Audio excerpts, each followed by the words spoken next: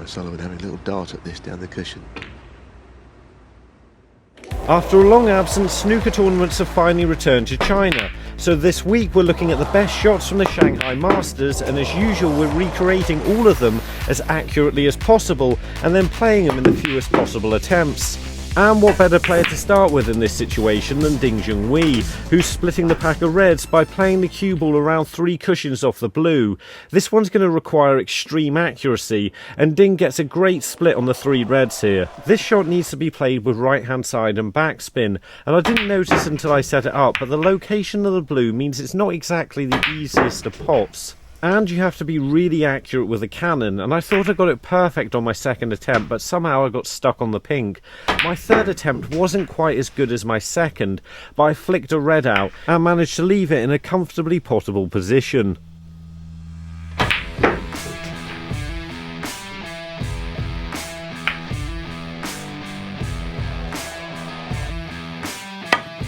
Ronnie O'Sullivan's just made it back level 5-all with John Higgins, but he's not holding back, giving himself a chance of winning the frame and match at this visit. To start off with, I was just trying to play the shot with backspin to screw it back onto the cushion and get back for the blue.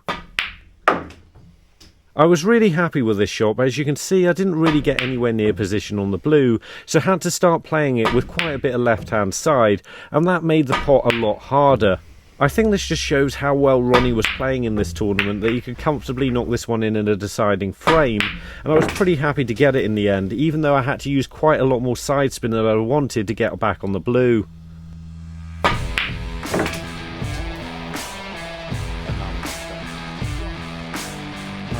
Judd Trump snookered himself trying to clear up, but he pots the green anyway and makes the clearance. I know this looks like a bit of a fluke, but he was trying to pot the green, so I've got to give it a go. Fortunately, the snooker isn't too difficult to escape from, so if I keep striking the green on the right side to knock it back up the table, then it's only going to be a matter of time before it drops into the pocket, or at least that's the plan anyway. Well, it worked, and as it turned out, quicker than expected, and the white went in the right direction as well.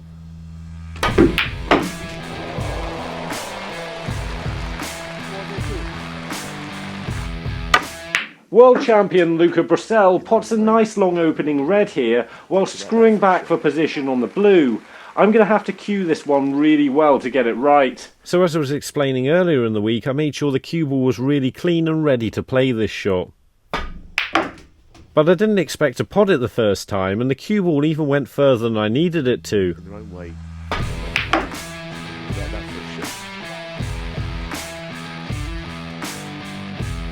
Now, Fan Zhengyi plays an in-off, a shot that proves particularly popular during this tournament, but for now we've just got to deal with this one. And annoyingly the referee gets right in the way of it, but it's a great shot where he plays one red thin off the other and screws back for the pink and the black. He actually goes on then to win the frame and match off this chance. I kept getting really close with this one, but it was awkward with the white being so close to the first red. Eventually I did manage to pot it, and I nearly got in the right place.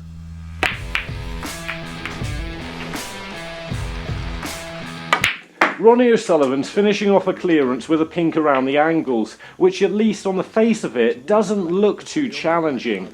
And that's because this is a fairly common shot that you play whenever you finish the wrong side of the pink. However, what I wasn't considering was the position of the black on the top cushion and how that made the shot quite a bit harder, as well as the fact that the white was close to the side cushion, and that meant it was a little bit difficult to get a lot of side spin of the cue ball without going in off in the middle pocket.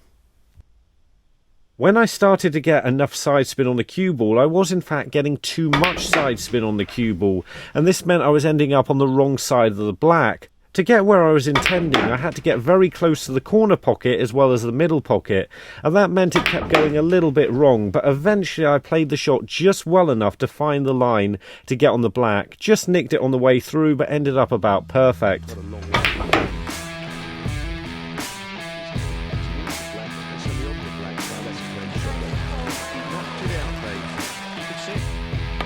It's not a surprise to see Selby getting a double, but this is a good one, so let's give it a go. because it was shots like this one that meant that Mark was absolutely dominant in his game against Judd. But a big problem I'm going to have with this shot is avoiding the double kiss, because Mark was playing the shot safe. He used a lot of right hand side and he only just avoided the red on the way back.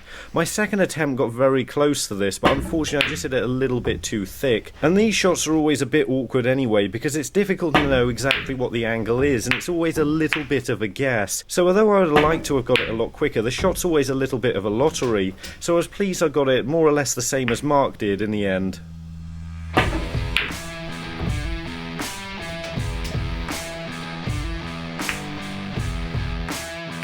Now that was good, but this match-saving Luca Brecel double on the black looks a lot more challenging, especially at the pace he plays this shot at. To start off with, I couldn't even see how Luca managed to play this shot because of how far over the black is against the cushion, and I thought it would be impossible to avoid a double kiss. In fact, for the first few shots I was just trying to get as close to the double kiss as possible to see if I could get anywhere near the pocket, and eventually I saw I could get pretty close but wasn't convinced the shot was on.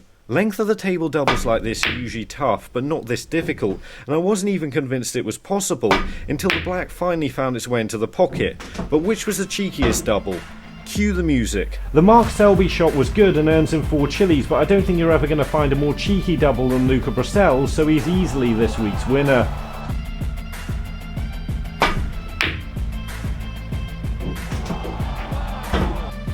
This is an excellent snooker escape from Judd Trump. Not only does he find his way around 4 cushions to hit the red perfectly, he lands absolutely dead weight up to it. I'm pretty sure because the cushions on my table don't quite slide as much as the ones on TV, it was pretty difficult to get the angle right here.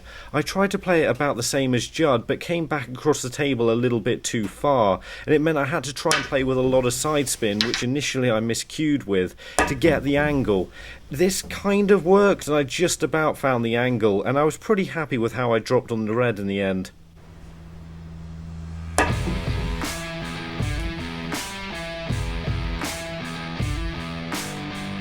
That is absolute genius.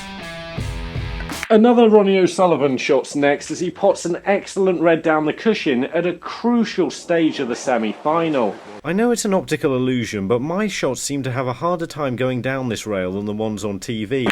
I thought I podded my first shot and I didn't understand how it stayed out of the pocket. And the only conclusion I could come to was maybe I hit it a little bit too hard, so I started to try to play all of these shots softer and sort of failed. And after missing by a fair way on a number of shots, I started to get a lot closer again, but I still don't understand how some of these didn't drop.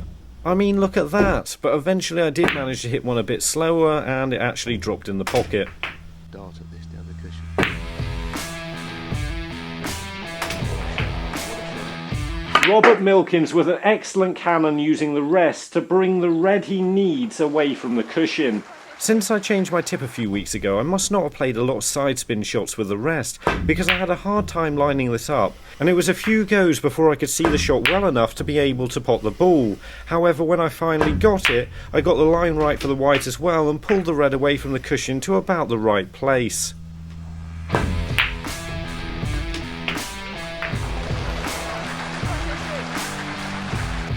Ali Carter's playing a similar looking cannon, but this time off the brown. I don't think this one could have gone much better for him. But whoever was managing the cameras with this one definitely could have done a better job, as we ended up missing the entire shot. This one did actually look fairly comfortable to me, and as soon as I played it I knew I got the cannon. It was just a case if I dropped on a red, which I did in the end.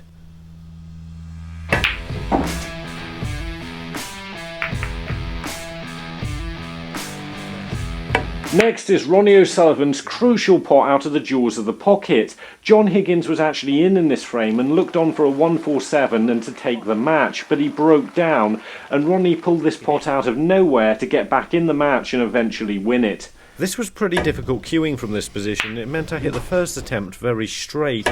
My second attempt somehow went in. This pretty much could have gone anywhere, so I was pretty happy to get this one after just 2 attempts.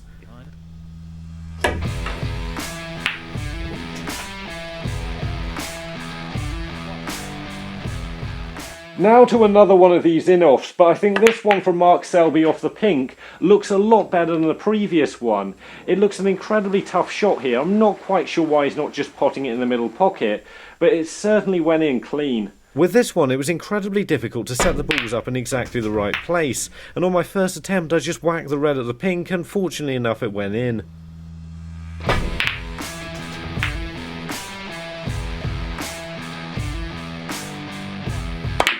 Neil Robertson's playing the black around the table and manages to land in great position on the red that's on the top cushion. The fact that the brown's out the way makes it a fairly straightforward shot to get round the table, but you still got to pot the black with quite a lot of right hand side and backspin. And even though it felt to me like I had it in terms of getting the white round the table, I was still pretty pleased to get the pace of the shot right.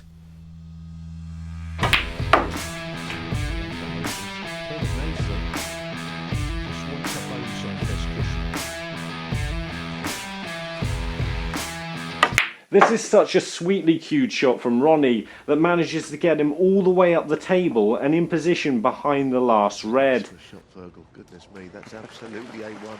I was pretty disappointed with this one because it's mostly just an accurate positional shot, and not only did I miss the first black, but I was struggling to get into the cue ball the right amount. Again, this was because I had a new tip fairly recently, and what it meant was when I really got into the cue ball I wasn't able to hit it hard enough, and when I hit it hard enough I just wasn't able to get into the cue ball enough to get the spin.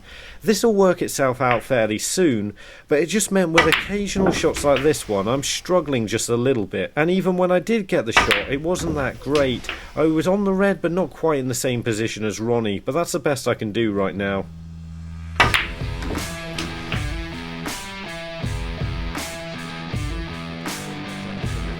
Coming up next, we've got a Judd trump shot after we find Ricardo on Pinko Island in the Azores. Somebody find him a snooker table, for God's sake. Judd's really close to the red here, and you can see in the background that Jack doesn't really expect him to play the red, but it goes in. So let's see how many attempts this is going to take me.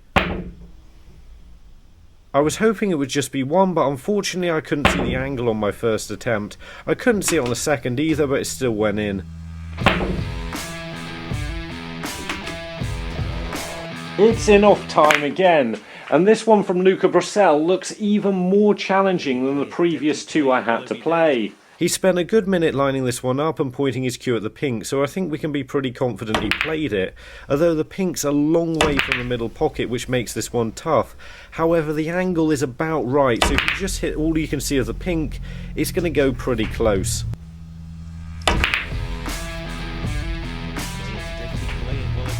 So for the results, I'm giving third place to Mark Selby with this pot of the pink, mostly just because it was really creative.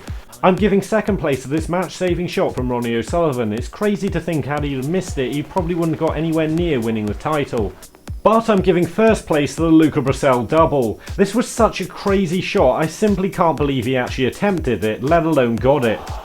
So after all that, what did we learn? Well, Ronnie seems to be in the best form we've seen him in for some time and will be a formidable force for the rest of the season, even though he did miss probably the easiest shot of the entire tournament, which nearly let Luca back into the final with a double on the black. But Luca himself probably had the craziest moment of this tournament, failing to escape from the snooker against Mark Williams and potting the blue. It was either that or Gary Wilson, who thought he'd lost the match before realising it was actually best of 11 rather than best of 9.